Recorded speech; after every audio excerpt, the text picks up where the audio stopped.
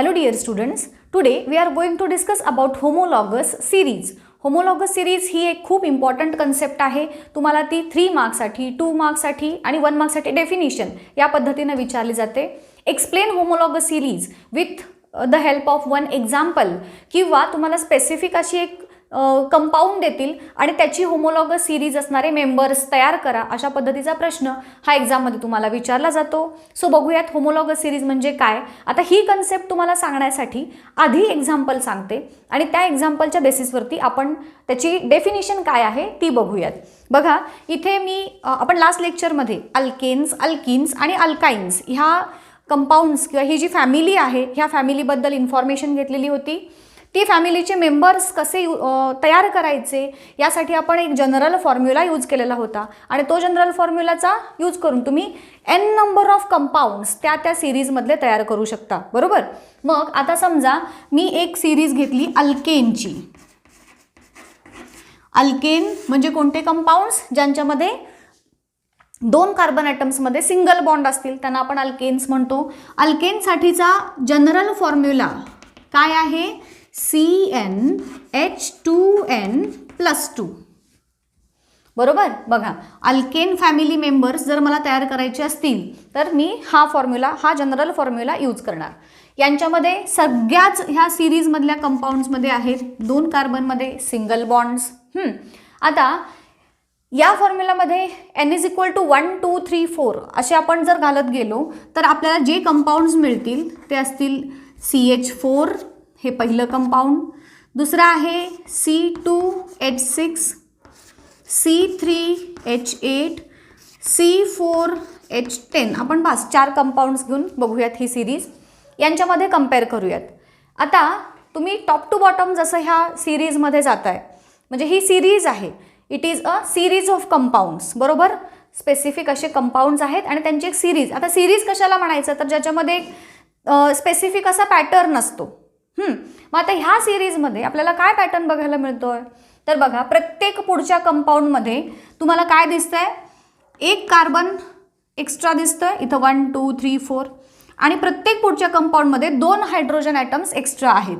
म्हणजेच प्रत्येक पुढच्या कंपाऊंडमध्ये एक कार्बन 2 हायड्रोजन ॲटम्स एक्स्ट्रा आहेत. याला म्हणायचं मिथिलिन युनिट. म्हणजेच प्रत्येक पुढच्या कंपाऊंडमध्ये आधीच्या कंपाऊंडपेक्षा एक मिथिलिन युनिट एक्स्ट्रा आहे का चेक करा. तर हा पॅटर्न तुम्हाला सगळीकडे दिसून येईल. आता ही जी सिरीज तयार झाली आहे ह्या सिरीजमध्ये सगळे जे कंपाऊंड्स आहेत त्यांचा जनरल फॉर्म्युला सेम आहे, बरोबर. आता बघा या सिरीजमध्ये जे कंपाऊंड्स आहेत त्यांच्यामध्ये असणारे जे हायड्रोजन ॲटम्स आहेत त्या हायड्रोजन ॲटम्सपैकी एक हायड्रोजन ॲटम सपोज आपण रिमूव्ह केला. फॉर एक्झाम्पल हा मिथेन जो आहे याचं स्ट्रक्चर आपण कसं ड्रॉ करणार तर CH4. आता हे होमोलॉगस सिरीज तयार करताना आयदर तुम्ही अशी अल्केन, अल्किन, अल्काइन ही पण सिरीज दाखवू शकता, किंवा या हायड्रोजन्सपैकी एक हायड्रोजन रिमूव्ह करून त्याच्या जागी फंक्शनल ग्रुप्स जे आपण शिकलोय 8 फंक्शनल ग्रुप्स, ते फंक्शनल ग्रुप्स इथे त्यापैकी आयदर त्यांचा ग्रुप ऑफ ॲटम असेल किंवा सिंगल ॲटम असेल. आपण एक सोपं एक्झाम्पल बघूया. तिथे मी हा हायड्रोजन काढून त्याच्या जागी OH म्हणजेच अल्कोहोल फंक्शनल ग्रुप जोडला आहे. हे कशावरून ओळखायचं तर त्या कंपाऊंडमध्ये OH असं लिहिलेलं असेल तर it is alcohol functional group. आता हे एक कंपाऊंड तयार झालं. आधी जो मिथेन होता, मिथेनपेक्षा वेगळे कॅरेक्टरिस्टिक्स, वेगळ्या प्रॉपर्टीज असणारं हे कंपाऊंड तयार झालं आणि ह्याचं नाव आहे मिथॅनॉल. म्हणजेच it is one kind of alcohol. Okay. आता असंच C2H6 जो आहे आपला त्याच्यामध्ये पण एक हायड्रोजन काढून तुम्ही त्याच्या जागी OH ग्रुप जोडलात तर तिथे देखील तुम्हाला असं कंपाऊंड मिळेल C2H5OH. इथे हे जे कंपाऊंड आहे ते आहे CH3OH. हा मिथॅनॉलचा फॉर्म्युला झाला. हा इथॅनॉल झाला. म्हणजे काय केलं बघा आपण, ही एक अल्केनची होमोलॉगस सिरीज आहे, ही एक एक्झाम्पल झालीच. शिवाय आपल्या ह्या सिरीजमध्ये आपण एक हायड्रोजन रिमूव्ह करून त्याच्या जागी दुसरा कुठलाही फंक्शनल ग्रुप जेव्हा आपण ॲड करतो तेव्हा देखील एक सिरीज तयार होते. ही एक सिरीज आहे, ही एक होमोलॉगस सिरीज. याच्यामध्ये ही अल्कोहोलची सिरीज झाली, हे मिथॅनॉल, मग हे कंपाऊंड आहे इथॅनॉल, प्रोपॅनॉल, ब्युटॅनॉल. हे तुम्हाला मी पुढे शिकवणार आहेच की कशा पद्धतीनं ही नावं तयार करायची.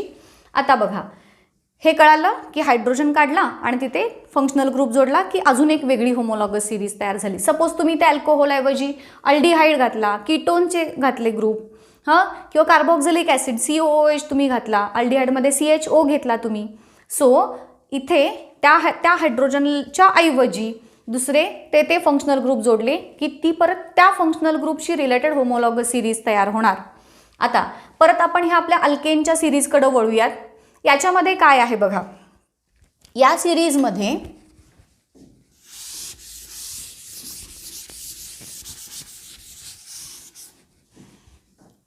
पहिला तर पॉईंट झाला आपला की एका मिथिलीन युनिट ॲड होत जातं. आता वळूयात यांच्या मोलेक्युलर मासेस किंवा मोलेक्युलर वेटकडे. यामध्ये आहे 1 कार्बन आणि 4 हायड्रोजन. या मिथेनचं जर मोलेक्युलर मास आपल्याला फाइंड आउट करायचं असेल तर त्यासाठी आपल्याला कार्बन आणि हायड्रोजन यांची ॲटॉमिक मासेस माहीत असणं गरजेचं आहे. याच्यामध्ये कार्बनचा ॲटॉमिक मास आहे 12, हायड्रोजनचा ॲटॉमिक मास आहे 1. आता इथे हायड्रोजनचे ॲटम्स आहेत 4. मग आता इथे काय काढायचं, ह्या ॲटॉमिक नंबर्स, ॲटॉमिक मासेसवरून मोलेक्युलर मास कसं फाइंड आउट करतो आपण, ते 9th स्टँडर्डमध्ये शिकलो आपण की molecular mass is equal to sum of atomic masses into number of atoms. So ह्या पद्धतीनं कार्बन तर 1 आहे, हायड्रोजन किती आहेत 4, म्हणून मी ह्याला इंटू नंबर ऑफ ॲटम्स, ह्याला कार्बन एकच आहे म्हणजेच इंटू नंबर ऑफ ॲटम 1 झाला. असं या पद्धतीनं मोलेक्युलर मास कसं फाइंड आउट करायचं हे मी 9th स्टँडर्डमध्ये तुम्हाला शिकवलेलं आहे. Okay, so here molecular mass of methane will become 16 dalton. Dalton is the unit to express atomic mass or molecular mass. मग मी आता इथे या मिथेनचं जे मोलेक्युलर मास आहे 16 डाल्टन ते इथं लिहिलं. आता याच पद्धतीनं हा जो दुसरा कंपाऊंड आहे इथेन, याचं मोलेक्युलर मास आपण फाइंड आउट करूयात. मग आता इथे या इथेन या मोलिक्यूलमध्ये कार्बन आहे 2, सो 12 इंटू 2 मी लिहीन. हायड्रोजन आहेत 6, सो 1 इंटू 6 मी लिहीन. सो इथे काय होईल, ह्या पद्धतीनं जर तुम्ही कॅल्क्युलेट करत गेलात तर ह्या इथेनचं मोलिक्युलर मास जे आहे ते 30 डाल्टन एवढं येईल. तसंच हे सेम जर अप्लाय तुम्ही करत गेलात तर ह्याच्यानंतर जो प्रोपेन आहे, ह्या प्रोपेनचं मास 44 डाल्टन येतं आणि हा जो ब्युटेन आहे याचं मास 58 डाल्टन एवढं येतं. आता ह्या सगळ्यांचे मोलेक्युलर मास आपण फाइंड आउट केले. तुम्हाला जेव्हा एक्झाममध्ये ह्या होमोलॉगस सिरीजवरती क्वेश्चन विचारला जातो फॉर 3 मार्क्स, तेव्हा तुम्ही त्यांच्या ॲटॉमिक मासेसवरून अशा पद्धतीनं मोलेक्युलर मास फाइंड आउट करून मग त्याच्यावरून हा पॅटर्न जो आहे तो राईज किंवा जो काही दाखवणार आहे मी आता, तसंच तुम्ही पण दाखवणं हे एक्सपेक्टेड आहे. सो इथे ह्या दोघांच्या मधल्या ॲटॉमिक मासेसमधला जो डिफरन्स आहे तो किती आहे बघा, तर ह्या दोघांच्यामध्ये तुम्हाला 14 डाल्टन 14 डाल्टनचा डिफरन्स दिसेल. सेम ह्या दोघांच्यामध्ये पण, तसाच ह्या दोघांच्यामध्ये पण. म्हणजेच प्रत्येक ह्या होमोलॉगस सिरीज, अल्केनची जी होमोलॉगस सिरीज आहे या सिरीजमध्ये जे प्रत्येक कंपाऊंड आहे त्यांच्या मोलेक्युलर मासेसमध्ये म्हणजे प्रत्येक सक्सेसिव्ह मेंबरचं मोलेक्युलर मास हे 14 डाल्टननं इन्क्रीज होतं आहे. हे तुम्ही या सिरीजमध्ये किंवा त्याची कॅरेक्टरिस्टिक म्हणून सांगू शकता. आता हे एवढं सगळं कळल्यानंतर याच्यावरून आपण ही होमोलॉगस सिरीज म्हणजे एक्झॅक्टली काय आहे हे सांगते आणि मग त्याच्यावरून तुम्हाला त्याच्या कॅरेक्टरिस्टिक्स पण सांगायच्या आहेत. बघा आता सिरीज आहे ही, मग होमोलॉगस सिरीजची सुरुवात कशी करायची, डेफिनिशन तयार कशी करायची पाठ न करता. बघा it is a series of compounds आहे का, सिरीज ऑफ कंपाऊंड्स कशी फॉर्म झाली तर by replacing 1 hydrogen atom from the main alkane. आता अल्केनची सिरीज त्यातला 1 हायड्रोजन आपण रिप्लेस केला तर मगाशी जी अल्कोहोलची सिरीज तयार केली आपण तेव्हा, आणि तो हायड्रोजन रिप्लेस केल्यामुळं काय झाली, वेगळी सिरीज तयार झाली की ज्याच्या प्रॉपर्टीज ओरिजिनल आपल्या अल्केनपेक्षा वेगळ्या आहेत. आणि ती जी चेन आहे तिची चेनची लेंथ कशी आहे, इन्क्रीजिंग लेंथ आहे. It is a series of compound which is formed by replacing 1 hydrogen from the parent alkane and which is the compounds in the series are having increasing length. So he series त्याला म्हणायचं homologous series. आणि मग याची characteristics काय काय सांगणार बघा, जे मी तुम्हाला आत्ता सांगितले. त्यातला पहिला कॅरेक्टरिस्टिक सेम, लक्षात ठेवायला ह्याच पद्धतीनं लक्षात ठेवा तुम्ही, सेम फंक्शनल ग्रुप. आता ह्याच्यात अल्केनमध्ये फंक्शनल ग्रुप ॲज सच तुम्ही कन्सिडर करणार नाही, बट येस तुम्ही अल्केनची पण होमोलॉगस सिरीज एक्झाम्पल दाखल लिहू शकता. त्यानंतर दुसरा काय सेम असतो, त्यांचा जनरल फॉर्म्युला सेम असतो. बघा एवढंच लक्षात ठेवताना तुम्ही एवढंच ठेवणार, same functional group, same general formula. हां, बट लिहिताना मात्र कसं लिहिणार की the compounds in the homologous series are having same functional group, then the compounds are having same general formula, असं परत त्याच्यापासून सेंटेन्स तयार करणार. लक्षात मात्र ह्याच पद्धतीनं ठेवायचं आहे. त्यानंतर याची अजून एक कॅरेक्टरिस्टिक म्हणजे प्रत्येक पुढच्या मेंबरमध्ये 1 मिथिलीन युनिट, जे मगाशी तुम्हाला सांगितलं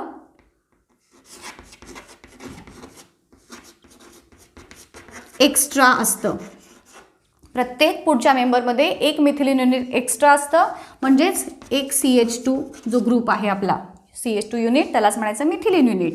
त्यानंतर बघा आता हा जो सिरीज आपण कन्सिडर केली, सगळ्या सिरीजमध्ये कार्बन हायड्रोजन हेच ॲटम्स प्रेझेंट आहेत, बरोबर. मग अशी अल्कोहोलची सिरीज जी आपण तयार केली होती, for example CH3OH, C2H5OH, C3H7OH, ही अल्कोहोलची सिरीज तयार होऊ शकते. या सिरीजमध्ये पण हे सगळे ॲप्लिकेबल आहेत बरं काय. त्यामध्ये जर तुम्ही टॅली केलं तर त्यात सुद्धा तुम्हाला हा सेम पॅटर्न दिसून येणार आहे. मग या प्रत्येकामध्ये सेम ॲटम्स असल्यामुळं यांच्या केमिकल प्रॉपर्टीज सेम आहेत. Chemical properties same. का same? Because they are having same functional group. As functional group is same, म्हणून केमिकल प्रॉपर्टीज सगळ्यांच्या सेम. आणि फिजिकल प्रॉपर्टीज मात्र डिफरंट असणार. का? कारण नंबर ऑफ ॲटम्स वेगवेगळा आहे, त्यांची अरेंजमेंट वेगवेगळी आहे, म्हणून फिजिकल प्रॉपर्टीज या डिफरंट आहेत. मग या सिरीजमध्ये तुम्ही फ्रॉम लेफ्ट टू राईट जाल किंवा टॉप टू बॉटम येत असताना यांच्यामध्ये 1 मिथिलीन युनिट एक्स्ट्रा आहे. केमिकल प्रॉपर्टीज सगळ्यांच्या सेम आहेत, सेम फंक्शनल ग्रुप असल्यामुळं. फिजिकल प्रॉपर्टीज मात्र व्हॅरी होत जातात, सिक्वेन्शियली चेंज होत जातात. त्यानंतर ह्यांच्यामध्ये मोलिक्युलर मासेस जे आहेत ते किती आहेत? प्रत्येकाच्या पुढच्या मोलेक्युलमध्ये 14 डाल्टन हे ॲड होत जातात. प्रत्येकाच्या ह्याच्या मोलेक्युलर मासपेक्षा ह्याच्या मोलेक्युलर मासमध्ये 14 डाल्टन हे एक्स्ट्रा आहेत. या पद्धतीनं तुम्ही होमोलॉगस सिरीजच्या कॅरेक्टरिस्टिक्स शॉर्टमध्ये सांगू शकता. ह्याचे एक्झाम्पल अल्केन, अल्कीन, अल्काईनची सिरीज तुम्ही बनवू शकता. प्रत्येक सिरीजमध्ये तुम्ही ह्यातला हायड्रोजन काढून ह्या पद्धतीनं अल्कोहोल मी जसा इथे जोडला आहे तसा तुम्ही अल्डिहाइड, कीटोन, कार्बॉक्झिलिक ॲसिड हे जे फंक्शनल ग्रुप्स आपण शिकलो ते पण तिथे तुम्ही अटॅच करून त्यांची सिरीज देखील बनवू शकता. सो हे एवढं जे आपण आज बघितलं एक्झामसाठी तुम्हाला 3 मार्क्ससाठी जेव्हा विचारलं जातो तर हे पूर्ण कॅरेक्टरिस्टिक्स अलॉंग विथ एक्झाम्पल्स हे मेन्शन करायचं आहे. होपफुली तुम्हाला हे लेक्चर कळलं असेल व्यवस्थित. इथेच थांबूयात. नेक्स्ट लेक्चरमध्ये ह्याच्या पुढचा पार्ट बघूया.